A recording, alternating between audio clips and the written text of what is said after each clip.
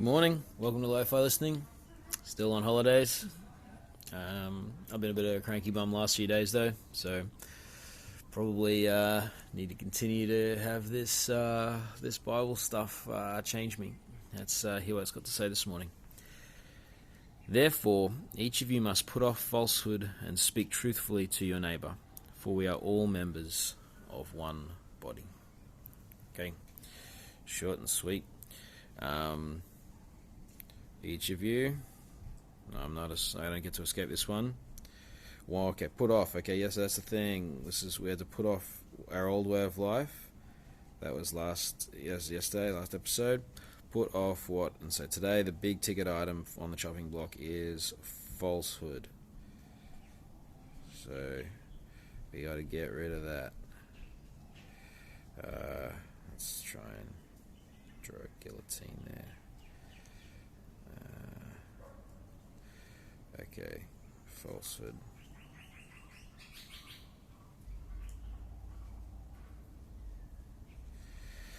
And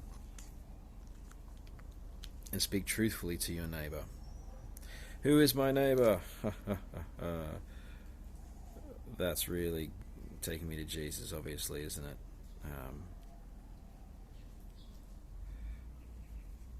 Where that's to everyone. There's no one who I don't have to speak truth to, including my children, including my wife.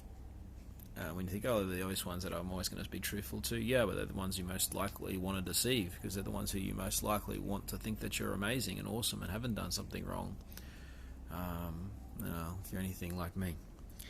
So actually, no, they're the ones I most need to represent myself truthfully towards, rather than putting on a good face towards them. Why? For we are all members of one body. It's kind of interesting, because maybe neighbour there doesn't mean every person in the world. Not that I'm going to be able to speak, not that I need to be able to, speak untruthfully to non-Christians, but this members of one body thing is a big motivator here. That idea that you've got Jesus as the head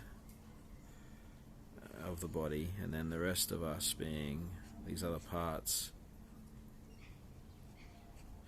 And that being the church, and saying, well, I'm a member of the body of Christ, and so therefore I can't hurt this part just because I'm this part over here and I want to promote myself, and so I can't wound this part here or this part here or this part here, because, well, actually with the one body I'm hurting myself. The classic cutting off your nose to spite your face.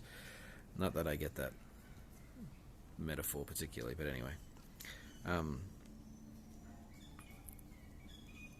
But lies hurt, and I can't do it. Me looking good or thinking that I am better represented than another part of the body doesn't help the body, doesn't help anyone else, and my objective has got to be the health and the growth and the blessing of the body. I cannot live that way. I cannot live in a way where I seek my advantage by making another believe something that's not true. It's just not okay, it's just not on, and it's destructive. How about I pray? Heavenly Father, thank you for your truth, and thank you that you are truthful. Thank you that I never have to worry about what you say and whether you're telling me the truth, whether you're just acting out of self-interest, but that your words ring true in reality, and that they will bless and that they will bring health.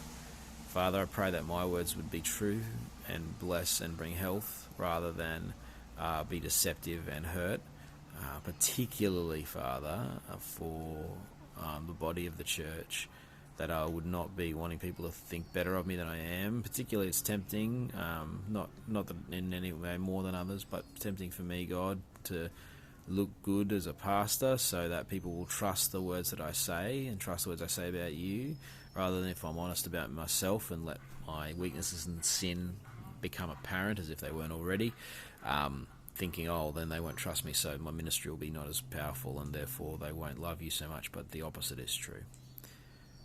Father, help me to be truthful, please. And everyone listening. Amen.